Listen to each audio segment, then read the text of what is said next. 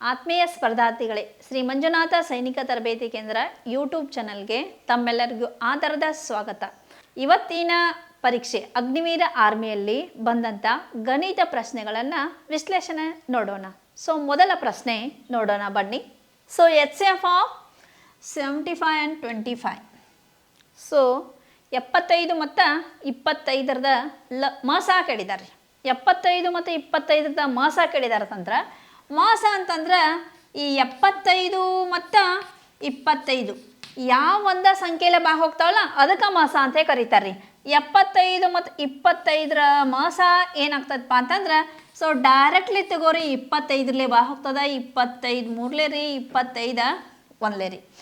ಹಾಗಾದ್ರೆ ನಮ್ಮ ಉತ್ತರ ಏನಪ್ಪ ಅಂದ್ರೆ ಮಾಸ HCF ಎಷ್ಟಾಗದ ರೀ 25.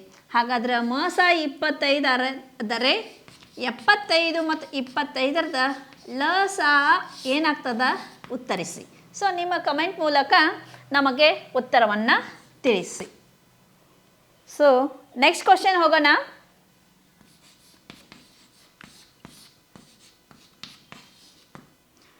ಕೇಳಿದಾರ್ರಿ 49ರ ವರ್ಗ ಸಂಖ್ಯೆ. 49ರ ವರ್ಗ ಸಂಖ್ಯೆ ಅಂದ್ರೆ ನಿಮ್ಗೆ ವರ್ಗ ಸಂಖ್ಯೆ ಗೊತ್ತಿರಲಿಲ್ಲಪ್ಪ ಅಂದ್ರೆ ಸ್ಕ್ವೇರ್ ಕೇಳಿದಾರ್ರಿ. 49 ಗುಣಿಸು 49 ಮಾಡ್ಬೇಕು, 2 ಟೈಮ್ಸ್ ಮಾಡ್ಬೇಕ್ರಿ. 2 ಟೈಮ್ಸ್ ಮಾಡೋಕ್ಕಿಂತ ಈಸಿಯಾಗಿ ಏನು ಮಾಡ್ಬೋದಪ್ಪ ಅಂತಂದ್ರೆ ಇಲ್ಲೇ 49ನ್ನು ತೊಗೊಳೋದ್ರಿ, ಸ್ಕ್ವೇರ್ ಹೊಡೋದ್ರಿ.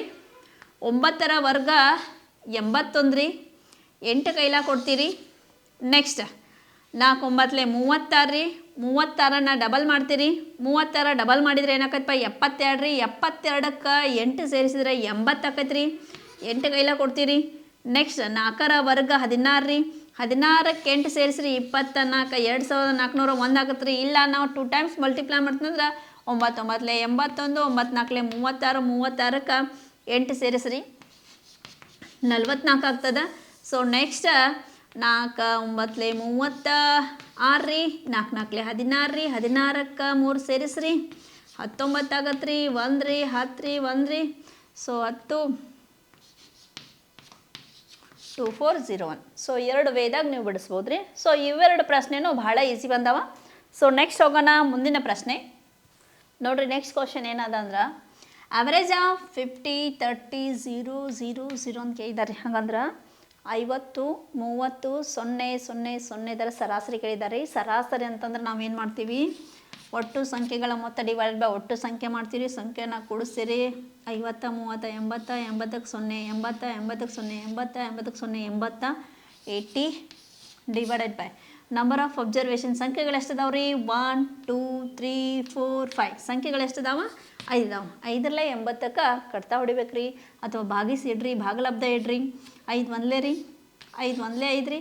8ರಾಗ 5 ತೆಗೆದ್ರೆ ಎಷ್ಟು ಉಳಿತದ ರೀ 3 ಉಳಿತದ. 3 ಮುಂದೆ 0 ಅದ ರೀ. 5 ಎಷ್ಟಲೇ 30 ರೀ, 5 6ಲೇ 30 ರೀ. ಹಾಗಾದ್ರೆ ಅವರೇಜ್ ಏನಾಗ್ತೈತಪ್ಪ ಅಂತಂದ್ರೆ 16 ಆಗ್ತೈತೆ ರೀ. 0 0 0 0 ಅಡಿಷನ್ ಮಾಡ್ರೆ 0ನೇ ಬರುತ್ತೆ. ಬಟ್ ನಂಬರ್ ಏನು ಮಾಡ್ಕೊಳ್ಳೋದು ತೊಗೋಬೇಕು, ಎಷ್ಟು ಸಂಖ್ಯೆ ಆಗ್ತಾವೆ ಅಂತ ಹೇಳಿ ತೊಗೊಂಡ್ಬಿಟ್ಟು ಅವರೇಜ್ ಮಾಡ್ಬೇಕು. ಅವರೇಜ್ ಅಂದ್ರೆ ಸಂಖ್ಯೆಗಳ ಮೊತ್ತ ಡಿವೈಡೆಡ್ ಬೈ ಸಂಖ್ಯೆ ಮಾಡ್ತೀವಿ. Speed of a train is 40 km/h. The distance travel is 562 km.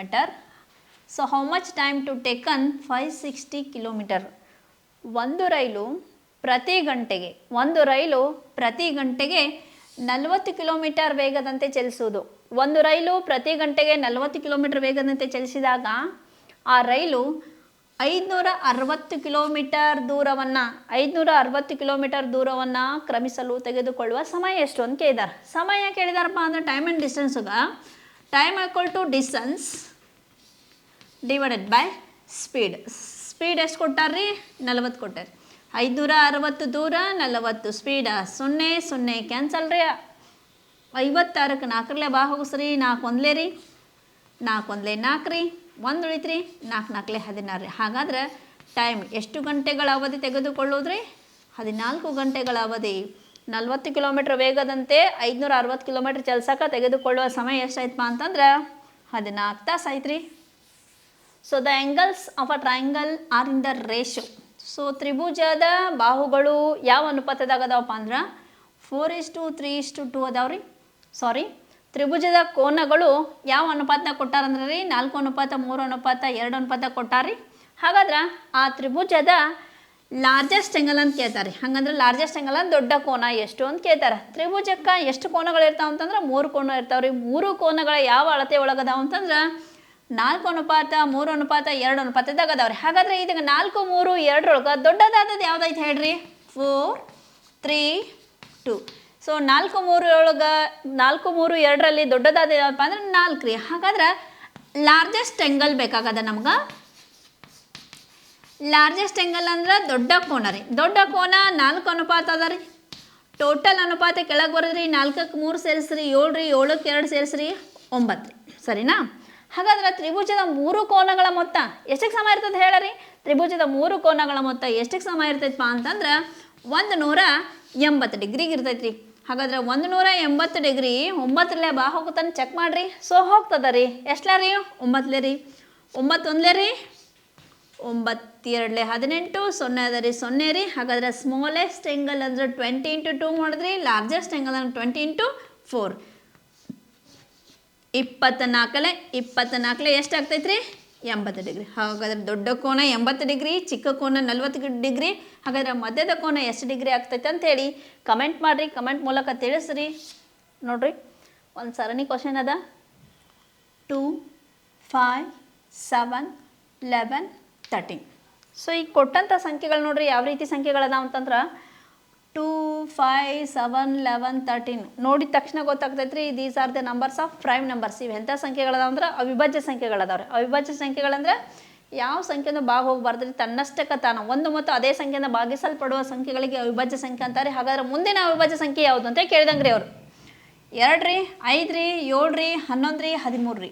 13 ಆದ ತಕ್ಷಣ ಬರೋದು ನೆಕ್ಸ್ಟ್ ಅವಿಭಾಜ್ಯ ಸಂಖ್ಯೆ ಯಾವತ್ತಪ್ಪ ಅಂದ್ರೆ 17 ರೀ. ಹಾಗಾದ್ರೆ 17ರ ಮುಂದಿನ ಅವಿಭಾಜ್ಯ ಸಂಖ್ಯೆಯನ್ನು ಕಮೆಂಟ್ ಮೂಲಕ ನೀವು ತಿಳಿಸ್ರಿ. ಹಾಗಾದ್ರೆ ಅವಿಭಾಜ್ಯ ಸಂಖ್ಯೆ 1 ಮತ್ತು ಅದೇ ಸಂಖ್ಯೆಯಿಂದ ಮಾತ್ರ ಭಾಗ ಹೋಗಿರಿ. 1 and only itself. 1 ಮತ್ತು ಅದೇ ಸಂಖ್ಯೆಯಿಂದ ಮಾತ್ರ ಭಾಗ ಹೋಗ್ಬೇಕು. ಹಾಗಾದ್ರೆ ಚಿಕ್ಕ ಅವಿಭಾಜ್ಯ ಸಂಖ್ಯೆ ಯಾವ್ದು ಅಂತ ಕೇಳ್ತಾರೆ ರೀ? 2 ಅಂತ ಹೇಳ್ತಾರೆ ರೀ.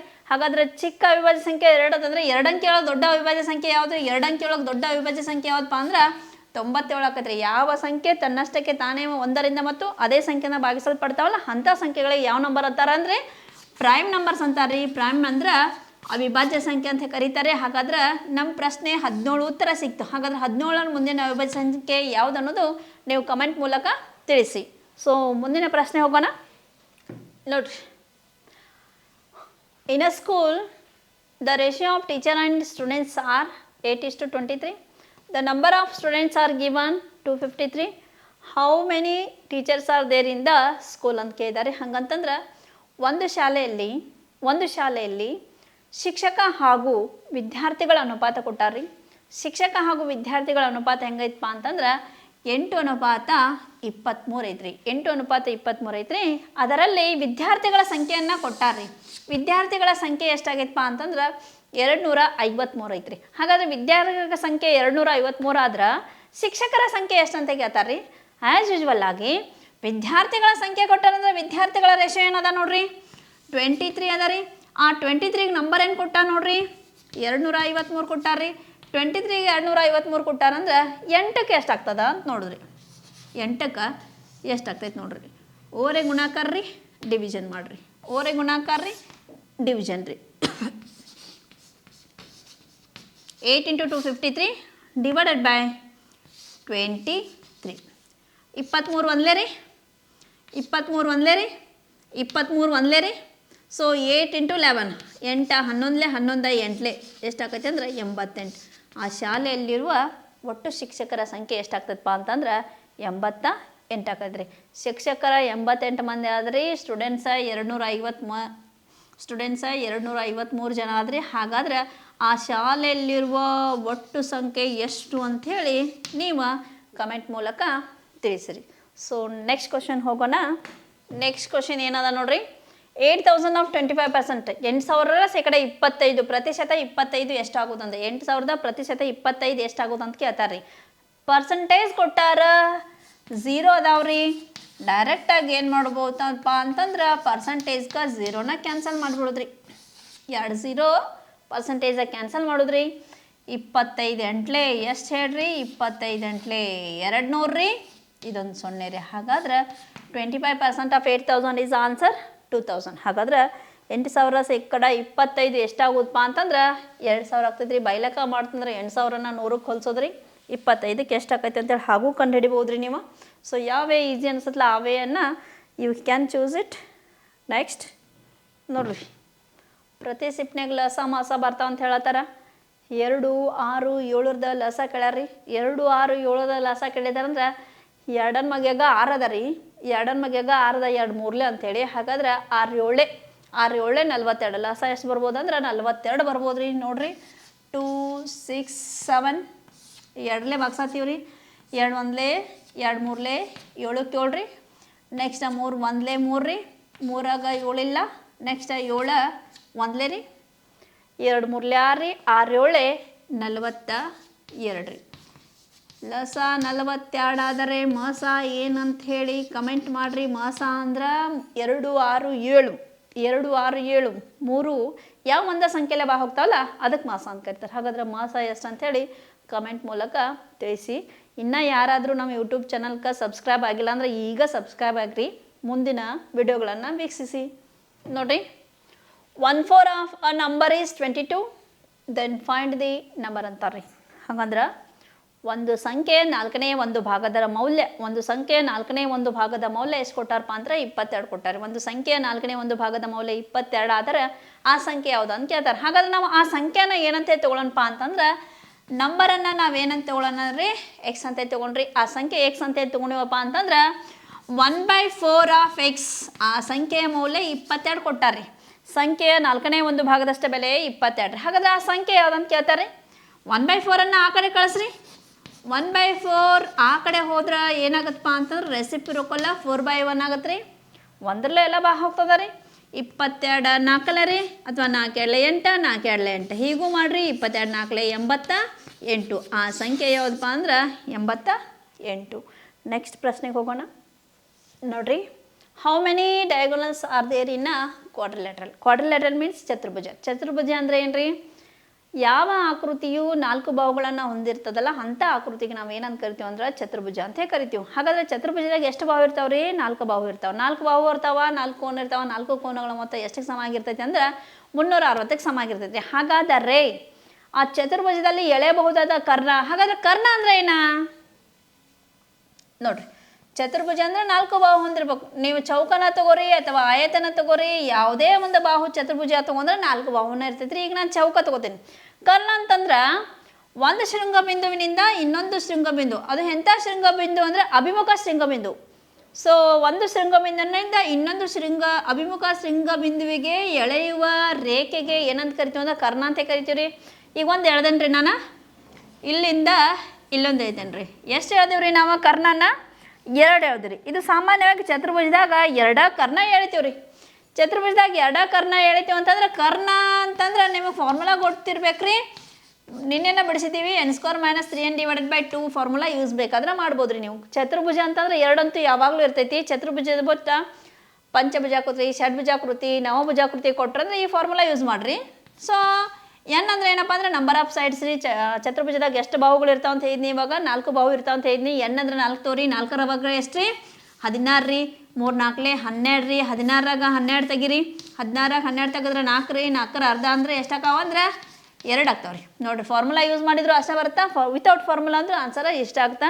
ಇದನ್ನು ಯಾವಾಗ ಯೂಸ್ ಮಾಡ್ಬೇಕು ಅಂತಂದ್ರೆ ರೆಗ್ಯುಲರ್ ಪಾಲಿಗಾನ್ ಒಳಗೆ how many diagonals can be drawn ಅಂತ ಕೇಳಿದ್ರೆ, ಅಥವಾ ನಿಯಮಿತ ಚತುರ್ಭುಜದಲ್ಲಿ ಎಳೆಯಬಹುದಾದ ಕರ್ಣಗಳ ಸಂಖ್ಯೆ ಅಂತಂದ್ರೆ ಈ ಫಾರ್ಮುಲಾ ಯೂಸ್ ಮಾಡಿರಿ. ಎನ್ ಅಂದ್ರೆ ನಂಬರ್ ಆಫ್ ಸೈಡ್ಸ್ ರೀ. ನಿನ್ನೇನು ಹೇಳಿದೇನು ರೀ, ನಿನ್ನೇನು ಒಂದು ಬಂದದ. ಸೊ ಇದನ್ನೇ ಯೂಸ್ ಮಾಡಿರಿ. ಚತುರ್ಭುಜ ಅಂದ್ರೆ ಏನು ಯೂಸ್ ಮಾಡೋಕೆ ಹೋಗ್ಬೇಡ್ರಿ. ಡೈರೆಕ್ಟಾಗಿ ಚತುರ್ಭುಜದಾಗ ಎಷ್ಟು ಎಳಿಬೋದು ಅಂದರೆ 2 ಎಳಿತೀವಿ ರೀ. ಹಾಗಾದ್ರೆ ನೀವು ಹೇಳ್ರಿ ನಿಮ್ಗೆ ಕಮೆಂಟ್ ಮೂಲಕ ತ್ರಿಭುಜದಲ್ಲಿ ಎಳೆಯಬಹುದಾದ ಕರ್ಣಗಳ ಸಂಖ್ಯೆ ಎಷ್ಟು ಅಂಥೇಳಿ ಕಮೆಂಟ್ ಮಾಡಿರಿ. ಸೊ ಮುಂದಿನ ಪ್ರಶ್ನೆಗೆ ಹೋಗೋಣ.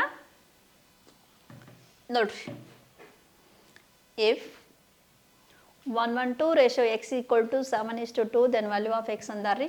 ಹಾಗಾದ್ರೆ 112 ಅನುಪಾತ x = 7:2 ಆದಾಗ 112 ಅನುಪಾತ x = 7:2 ಆಗ್ಬೇಕಾದ್ರೆ x ಮೌಲ್ಯ ಎಷ್ಟಾಗಿರಬೇಕು ಅಂತ ಕೇಳ್ತಾರೆ ರೀ.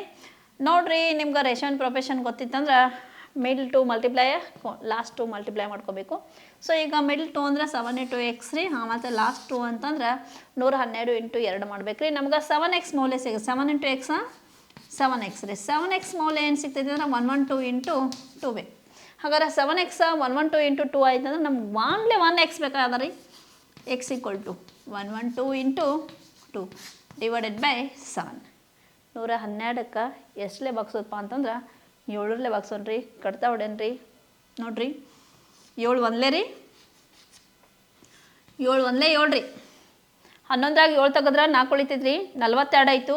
7 ಎಷ್ಟಲೇ 42 ರೀ, 7 6ಲೇ 42 ರೀ. ಸೊ 16 × 2 16 2ಲೇ ಎಷ್ಟಾಗ್ತಂದ್ರೆ 32 ರೀ. ಹಾಗಾದ್ರೆ value of X will be 32. ಈ comes with ratio and proportion ಇದು ಎಲ್ಲಿಂದ ಬರ್ತದಪ್ಪ ಅಂದ್ರೆ ಅನುಪಾತ ಮತ್ತು ಸಮಾನುಪಾತದಿಂದ ಬಂದದ ರೀ. ನೋಡಿರಿ next ಕ್ವಶನ. What is the speed of a car that covers 560 km in 14 hours? ಮೊದಲೇ ಲೆಕ್ಕ ಬಿಡಿಸಿ ನೋಡ್ರಿ, ಅದನ್ನ ರಿವರ್ಸ್ ಕೇಳಿದಾರ. 560 ಕಿಲೋಮೀಟರ್ ದೂರವನ್ನು 14 ಗಂಟೆಗಳಲ್ಲಿ ಕ್ರಮಿಸಬಲ್ಲದಾದ್ರೆ ಒಂದು ಕಾರ್ ರೀ 560 ಕಿಲೋಮೀಟ್ರನ್ನ ಎಷ್ಟು ತಾಸ್ನಾಗ ಕ್ರಮಿಸಾತೈತ್ರಿ? 14 ತಾಸ್ನಾಗ ಕ್ರಮಿಸಾತೈತ್ರಿ. 14 ತಾಸ್ನಾಗ 560 ಕಿಲೋಮೀಟ್ರ್ ಹೋಗ್ತೈತಂದ್ರೆ ವೇಗ ಅಂತ ಕೇಳಿದಾರೆ. ಹಂಗಂತಂದ್ರೆ 1 ತಾಸ್ನಾಗ ಎಷ್ಟು ಅಂತ ಕೇಳಿದಂಗೆ ರೀ. ಹಾಗಾದ್ರೆ 1 ತಾಸ್ನಾಗ ಕೇಳ್ಯಾರಂದ್ರೆ ನೀವೇನು ಕಂಡುಹಿಡ್ಬೇಕು ರೀ? ಕಾರಿನ ವೇಗ ಕಂಡುಹಿಡ್ಬೇಕು. ವೇಗ ಕಂಡುಹಿಡ್ಬೇಕಾದ್ರೆ ಏನು ಮಾಡಬೇಕು? Distance divided by time taken. ಹಾಗಾದ್ರೆ ಡಿಸ್ಟೆನ್ಸ್ ಎಷ್ಟು ಕೊಟ್ಟಾರ್ರಿ? 560 ಕೊಟ್ಟಾರ್ರಿ. ಟೈಮ್ ಎಷ್ಟು ಕೊಟ್ಟಾರ್ರಿ? 14 ಕೊಟ್ಟಾರ್ರಿ. 14ರಲ್ಲಿ 560 ಬಾ ಹೋಗ್ತೈತಿ ನೋಡ್ರಿ. 14 1ಲೇ ರೀ, 14 4ಲೇ 56, 1 0 ರೀ. ಹಾಗಾದ್ರೆ ನಮ್ಮ ಉತ್ತರ ಏನಪ್ಪ ಅಂದ್ರೆ ತಾಸಿಗೆ 1 ತಾಸಿಗೆ ಎಷ್ಟು ಕಿಲೋಮೀಟ್ರ್ ಹೊಂಟೈತ್ರಿ? ಅದು 40 ಕಿಲೋಮೀಟ್ರ್ ಹೊಂಟೈತ್ರಿ. ಸೊ ಇದನ್ನು ಫಸ್ಟ್ ಪ್ರಶ್ನೆ ಏನೈತಪ್ಪ ಅಂತಂದ್ರೆ 40 ಗಂಟೆ ಒಳಗೆ 500 ಪ್ರತಿ ಗಂಟೆಗೆ 40 ಕಿಲೋಮೀಟ್ರ್ ವೇಗದಂಗೆ 560 ಕಿಲೋಮೀಟ್ರ್ ಚಲ್ಸಕ್ಕೆ ಎಷ್ಟು ಟೈಮ್ ಬೇಕಾಯಿತು ಅಂತ ಕೇಳಿದ್ರೆ ಈಗ ಸ್ಪೀಡ್ ಕೇಳಿದಾರೆ. ರಿವರ್ಸ್ ಅದ ಪ್ರಶ್ನೆ. ಸೊ ನೆಕ್ಸ್ಟ್ ಕ್ವಶನ್ ನೋಡ್ರಿ. The average of 3 numbers is 31. If 2 of the number is 64, what is the third number ಅಂತಾರ್ರಿ? 3 ಸಂಖ್ಯೆಗಳ ಸರಾಸರಿ 31, 3 ಸಂಖ್ಯೆಗಳ ಸರಾಸರಿ 31 ಮತ್ತು ಅದರಲ್ಲಿ 2 ಸಂಖ್ಯೆ ಎಷ್ಟು ಅದಾವಪ್ಪ ಅಂತಂದ್ರೆ 64 ಅದಾವ್ರಿ. 2 ಸಂಖ್ಯೆ 64 ಇತ್ತಂದ್ರೆ 3ನೇ ಸಂಖ್ಯೆ ಯಾವುದು ಅಂತ ಕೇಳಿದಾರೆ. ನಾವು ನಿನ್ನೆನೇ ಬಿಡಿಸಿದ್ದೀವಿ ಆ್ಯಸ್ ಅ ಸೇಮ್ ಪ್ರಾಬ್ಲಮ್ಮ. 3 ಸಂಖ್ಯೆಗಳ ಸರಾಸರಿ 31. 3 ಸಂಖ್ಯೆಗಳ ಸರಾಸರಿ 31 ಆದಾಗ 3 ಸಂಖ್ಯೆಗಳ ಮೊತ್ತ ಎಷ್ಟಾಗತ್ತೆ? ಮೊತ್ತ ಅಂತಂದ್ರೆ ನೀವು ಬರಬೇಕು ಎಷ್ಟು ಸಂಖ್ಯೆ ಕೊಟ್ಟಾರ? 3 ಸಂಖ್ಯೆನ ಸರಾಸರಿ ಎಷ್ಟು ಕೊಟ್ಟಾರ? 31. 3ಕ್ಕೆ 31ಕ್ಕೆ ಗುಣಿಸ್ರಿ. 31 3ಲೇ ಎಷ್ಟಾಗ್ತೈತಪ್ಪ ಅಂತಂದ್ರೆ 93 ಆಕೈತ್ರಿ. ಇದು 3 ಸಂಖ್ಯೆಗಳನ್ನು ಕೂಡಿಸಿದಾಗ 93 ಆಯಿತು. ಹಾಗಾದ್ರೆ ಅದ್ರಾಗ 2 ಸಂಖ್ಯೆ ಕೊಟ್ಟಾರ. 2 ಸಂಖ್ಯೆ ಎಷ್ಟು ಆಕೈತೆ ಅಂದಾರ? 64. ಹಂಗೆ 3 ಸಂಖ್ಯೆಗಳ ಮೊತ್ತದಲ್ಲಿ 2 ಸಂಖ್ಯೆಗಳ ಮೊತ್ತವನ್ನು ಏನು ಮಾಡಿಬಿಡ್ರಿ? ಮೈನಸ್ ಮಾಡಿರಿ. ಮೈನಸ್ ಮಾಡಿದಾಗ ನಮ್ಗೆ ಯಾವ ಸಂಖ್ಯೆ ಕೇಳ್ಯಾರಲ್ಲ ಆ ಸಂಖ್ಯೆ ಸಿಗುತ್ತಾ. ಸೊ ಯಾವ ಸಂಖ್ಯೆ ಕೇಳ್ಯಾರ್ರಿ? 3ನೇ ಸಂಖ್ಯೆ ಕೇಳ್ಯಾರ. 3ನೇ ಸಂಖ್ಯೆ ಎಷ್ಟಾಕೈತೆ ನೋಡ್ರಿ. ಸೊ 13ರಾಗ 4 ತೆಗೀರಿ. 13ರಾಗ 4 ತೆಗೆದ್ರೆ 9 ರೀ. ಕೈಲ 1 ಕೊಡ್ತೀರಿ. 9ರಾಗ 7 ತೆಗೀರಿ. 9ರಾಗ 7 ತೆಗೆದ್ರೆ ಎಷ್ಟು ರೀ? 29. ಹಾಗಾದ್ರೆ 3ನೇ ಸಂಖ್ಯೆ ಎಷ್ಟಾಕೈತಪ್ಪ ಅಂತಂದ್ರೆ 29 ರೀ. ಇನ್ನು ಲಾಸ್ಟ್ ಒಂದು ಪ್ರಶ್ನೆ ಅದ ರೀ. ಸೊ ಲಾಸ್ಟ್ ಒಂದು ನೋಡೋಣ ನೋಡ್ರಿ. What is the simple interest on Rs 8,900 at 78% per annum for 27 years ಕೇಳಿದಾರ್ರಿ. ಒಂದು ಅಸಲು ಕೊಟ್ಟಾರ್ರಿ. ಒಂದು ಅಸಲು 8,900 ರೂಪಾಯಿಗಳಿಗೆ. 8,900 ರೂಪಾಯಿಗಳಿಗೆ ಎಷ್ಟು ಪರ್ಸೆಂಟ್ ಬಡ್ಡಿ ದರ ಅಂತಾರೆ? 100ಕ್ಕೆ 78 ಬಡ್ಡಿ ಕಟ್ ಅಂತಾರೆ ಅವ್ರು. 100ಕ್ಕೆ 78 ಬಡ್ಡಿ ದರದಂತೆ ಎಷ್ಟು ವರ್ಷಗಳಿಗೆ? 27 ವರ್ಷಗಳಿಗೆ. ಹಾಗಾದ್ರೆ 27 ವರ್ಷಕ್ಕೆ ಸರಳ ಬಡ್ಡಿ ಎಷ್ಟಾಕೈತೆ ಅಂತ ಕೇಳ್ತಾರೆ. ನಿಮ್ಗೆ ಗೊತ್ತೈತಿ ಸರಳ ಬಡ್ಡಿ = PTR/100 ಸೂತ್ರ ಯೂಸ್ ಮಾಡ್ತೀವಿ ರೀ. ಪ್ರಿನ್ಸಿಪಲ್ ಎಷ್ಟು ಅದ ರೀ? 8,900 ರೀ. ಟೈಮ್ ಎಷ್ಟು ಕೊಟ್ಟಾರ್ರಿ? 27 ಇಯರ್ಸ್ ಕೊಟ್ಟಾರ್ರಿ. ಇಂಟು ಪರ್ಸೆಂಟೇಜ್ ಆಫ್ ರೇಟ್ ಬಡ್ಡಿ ದರ ಎಷ್ಟು ಕೊಟ್ಟಾರ್ರಿ? 78 ಕೊಟ್ಟಾರ.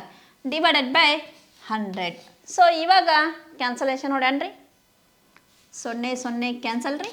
ಹಾಗಾದ್ರೆ ಈ ಉತ್ತರವನ್ನು ನೀವೇ ಮಲ್ಟಿಪ್ಲೈ ಮಾಡಿ ಕಮೆಂಟ್ ಮೂಲಕ ತಿಳಿಸಿ. ದಿಸ್ ಈಸ್ ಅವರ ಸಿಂಪಲ್ ಇಂಟ್ರೆಸ್ಟ್. ಸೊ ಮುಂದಿನ ಪ್ರಶ್ನೆಗಳು ಸಿಕ್ಕರೆ ಮತ್ತೆ ಬರೋಣ, ಮತ್ತೆ ಭೇಟಿಯಾಗೋಣ. ಧನ್ಯವಾದಗಳು. ನಮ್ಮ ಸಂಸ್ಥೆಯಲ್ಲಿ SSC/GD ಕಾನ್ಸ್ಟೇಬಲ್ ಹುದ್ದೆಗಳಿಗೆ ಪೂರ್ವಭಾವಿಯಾಗಿ ದೈಹಿಕ ಮತ್ತು ಲಿಖಿತ ಪರೀಕ್ಷೆಗೆ ತರಬೇತಿ ಕೊಡಲಾಗುವುದು. ಪ್ರವೇಶ ಪ್ರಾರಂಭವಾಗಿದೆ. ಕರ್ನಾಟಕ ಪೊಲೀಸ್ ಕಾನ್ಸ್ಟೇಬಲ್ ಹುದ್ದೆಗಳ ತರಬೇತಿಗೆ ಪ್ರವೇಶ ಪ್ರಾರಂಭವಾಗಿವೆ. ಸಂಪರ್ಕಿಸಿ. ಪಾಲಕರ ಆಶೀರ್ವಾದ, ಯುವಕರ ಪ್ರೋತ್ಸಾಹದಿಂದ ಸರ್ಕಾರದಿಂದ ಮಾನ್ಯತೆ ಪಡೆದು ಕರ್ನಾಟಕದಲ್ಲಿ ಯಶಸ್ವಿಯಾಗಿ 21ನೇ ವರ್ಷದಲ್ಲಿ ಮುನ್ನಡೆಯುತ್ತಿರುವ ಸಂಸ್ಥೆಯಿಂದ ಇಂಡಿಯನ್ ಆರ್ಮಿಯಲ್ಲಿ Agniveer, general duty, tradesman, army assistant officer, store keeper ಮತ್ತು ಟೆಕ್ನಿಕಲ್ ಹುದ್ದೆಗಳಿಗೆ ಅಗ್ನಿವೀರ ಇಂಡಿಯನ್ ಆರ್ಮಿಯನ್ನ ಸೇರ್ವಹಿಸುವ ಅಭ್ಯರ್ಥಿಗಳಿಗೆ ಪೂರ್ವಭಾವಿಯಾಗಿ ಕಂಪ್ಯೂಟರ್ ಬೇಸ್ಡ್ ಎಕ್ಸಾಮ್ ಹಾಗೂ ದೈಹಿಕ ಪರೀಕ್ಷೆಗಳಿಗೆ ತರಬೇತಿ ನೀಡಲಾಗುವುದು. ವುಮೆನ್ ಮಿಲಿಟರಿ, ಪೊಲೀಸ್, ಸ್ಟೇಟ್ ಹಾಗೂ ಸೆಂಟ್ರಲ್ ಪೊಲೀಸ್ ಕಾನ್ಸ್ಟೇಬಲ್ ಹಾಗೂ SSC GD, BSF, CRPF, Assam Rifles, ITBP, CISF, SSB ಹಾಗೂ ಮುಂದೆ ನಡೆಯುವ ಅಗ್ನಿವೀರ ಆರ್ಮಿ ರ್ಯಾಲಿಗೆ ಪುರುಷ ಹಾಗೂ ಮಹಿಳಾ ಅಭ್ಯರ್ಥಿಗಳಿಗೆ ತರಬೇತಿ ಕೊಡಲಾಗುವುದು. ಹಾಸ್ಟೆಲ್ ಸೌಲಭ್ಯ ಕೂಡ ಇರುತ್ತೆ. ಸಂಪರ್ಕಿಸಿ ಶ್ರೀ ಮಂಜುನಾಥ ಸೈನಿಕ ತರಬೇತಿ ಕೇಂದ್ರ, ಮೂಡಲ್ಗಿ, ತಾಲೂಕು ಮೂಡಲ್ಗಿ, ಜಿಲ್ಲೆ ಬೆಳಗಾವಿ, ರಾಜ್ಯ ಕರ್ನಾಟಕ. ಪ್ರವೇಶ ಪ್ರಾರಂಭವಾಗಿದೆ.